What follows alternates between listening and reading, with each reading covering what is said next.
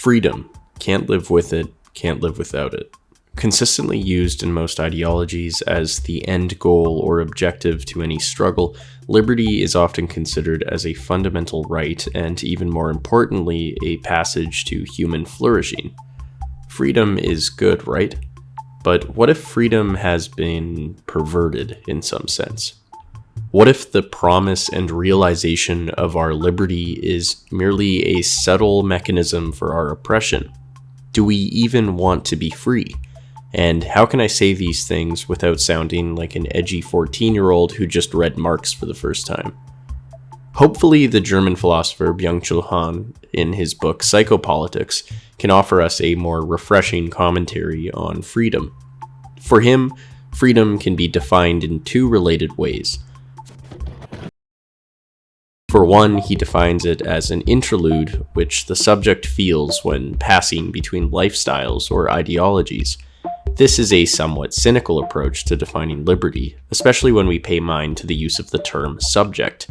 Subject is often used when describing an individual or entity that is in literal terms being subjugated or brought under control. Freedom, in this sense, is just the absence of the natural order of things, of, in a rare moment, not being subjected to a certain lifestyle. But what if we made this idea of freedom sound a little bit better? Instead of it being an interlude passing through states of subjugation, freedom could be considered as an endless project. The subject is now a project to be refashioned and reworked endlessly to the satisfaction of the self. Han's main point is that the age of neoliberalism has led to a shared belief that we are projects to be worked on, rather than subjects to be dominated. This process of projection, however, is really just a more efficient form of subjugation. Instead of any sort of all-powerful disciplinary instrument coercing us to be something, we coerce and constrain ourselves to become what we think we want to be. Let's look at YouTubers and live streamers as an example. Voluntarily, I upload videos of myself or representations of myself. I may also indulge and message people on Discord, tweet, share TikTok videos, or Spotify playlists. I share myself freely and without any disciplinary instrument forcing me to do so.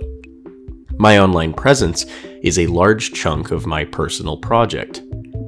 This innate urge to be transparent, to share everything, is, according to Han, nothing more than a more efficient form of subjugation.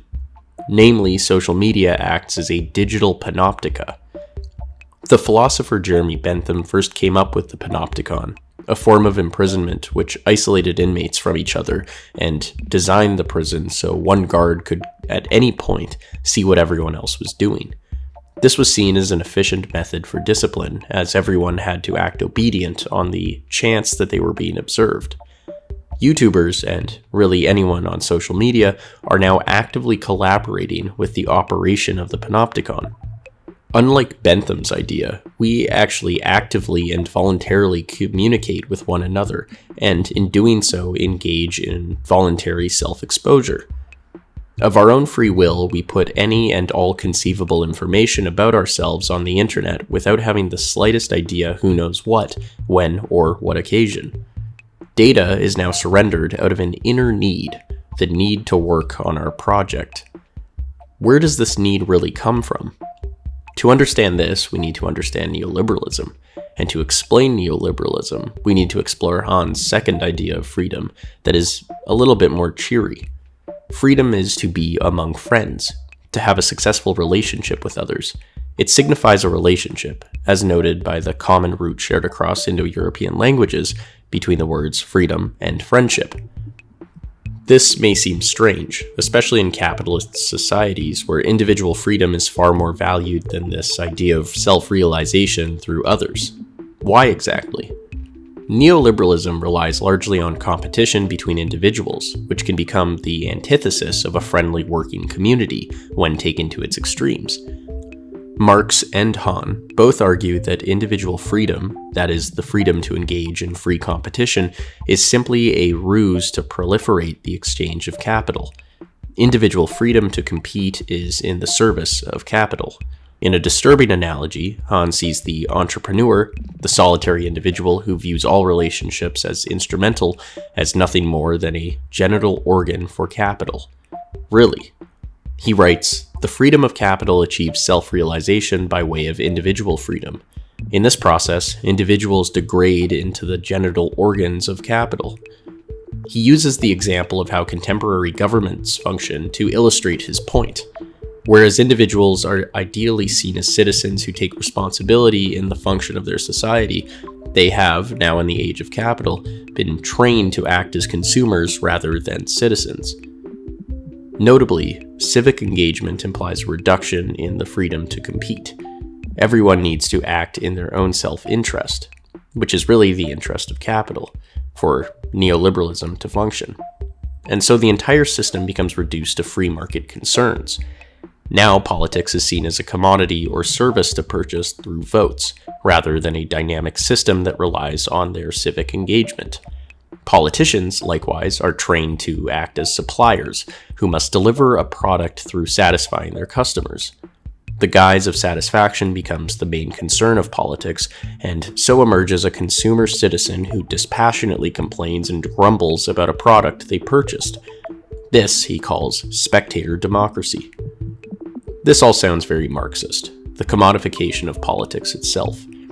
But why then, since the time of Marx, has this dissatisfaction in what he called the proletariat failed to cause any serious revolution? Let's review Marx's theory. He argued that at some point, the forces of production, human labor, the material means used in labor, would conflict with the dominant relationships of production, such as the elites who own the factories where labor takes place. The antiquity of systems of ownership would simply be too old, and eventually the proletariat would rise against these old structures. A communist revolution would resolve the conflict. So why hasn't it happened? Hahn notes the subtle genius of neoliberalism. Namely, the current systems are extremely comfortable with contradiction. In fact, it runs on it. Remember us seeing ourselves as projects rather than subjects? In more Marxist terms, the proletariat now see themselves as both master and slave, both the laborer and the owner. In a sense, he argues, the working class has been eliminated, not through communist revolution, but through neoliberalism. There is no multitude that will overthrow the parasitic systems of power. Instead, the multitude itself has become the system, with each individual acting as a solitary and auto-exploiting entrepreneur willing to slave the days away for the proliferation of capital. Rather than working towards our own needs, we mistakenly perceive the needs of capital, which is simply its own reproduction, as the needs of our own. We are now free to serve capital. The consequences of this are quite interesting. There is no class system, or at least there's no easily defined class antagonism beyond weak and semi-ironic calls to eat the rich. Leftist live streamers turn a profit criticizing the system they profit from. Their base turns against them, minimizing their voice through accusations of hypocrisy. The movement or revolution remains stagnant, not necessarily through anyone's fault, but rather through the auto-exploitation of everyone by everyone. We can't point to anyone in particular, and so we end up pointing to ourselves. We see ourselves as self-projects, to be made into whatever we like, and when we fail, we consider ourselves as responsible. Whereas the Marxist era would view failure as a systematic issue caused by the exploitation of the laborers by the elites, we can only pass blame on to ourselves, since we are both the exploited and exploiter. And so there is no common enemy to unite against. There is only the solitary struggle against our own self-exploitation. As he writes, this auto-aggressivity means that the exploited are not inclined to revolution so much as depression. Hahn asks, controversially, whether we truly want to be free. According to him, we invented the idea of God so we didn't have to be free. With God came a certain moral debt that we owed to him. And debt tends to imply certain restrictions, and from this, inaction. We see this with politicians who refer to debt as a justification for not being able to do anything. Debt implies a lack of freedom. If we weren't in debt, we would have the freedom to act. We would actually act. Perhaps this is intentional. We run up debt so we never truly have to act, because freedom implies responsibility. Capital, he writes, is the new god, the new symbol of servitude that we are forever in debt with. The smartphone is the digital devotional objects that materialize our faith, acting as a mobile confessional and as a monitor of our own journey to creating our projects. Clicking like, a seemingly empty act, is equivalent to saying Amen, socially signifying our devotion to the order of things. And social media is the church, the gathering space that we are compelled to visit and remind us of what we want in life. To do the right thing. In the same way that God makes us feel guilty for not doing the right thing, so too does capital make us forever guilty in not being productive enough, in not being faster with the exchange of capital, in not working hard enough. This guilt will never subside. We can always make more money, we can always do more. We are forever in debt. We are forever guilty. And as Walter Benjamin warns, a vast sense of guilt that is unable to find relief seizes on the cult, not to atone for this guilt, but to make it universal. In conclusion, Han sees us as entrepreneurs who are trying to build personal projects. But due to the transparency afforded by the efficient subjugation of neoliberalism, such as the digital panopticon, these projects are rarely reflections of our true needs.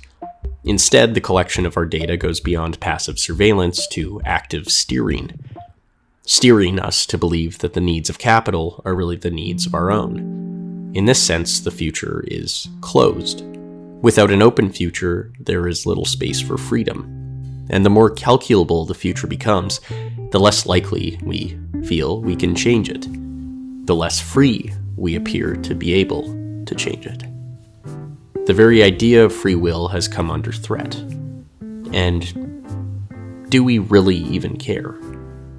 Do we really want to be free? That's a question for all of us.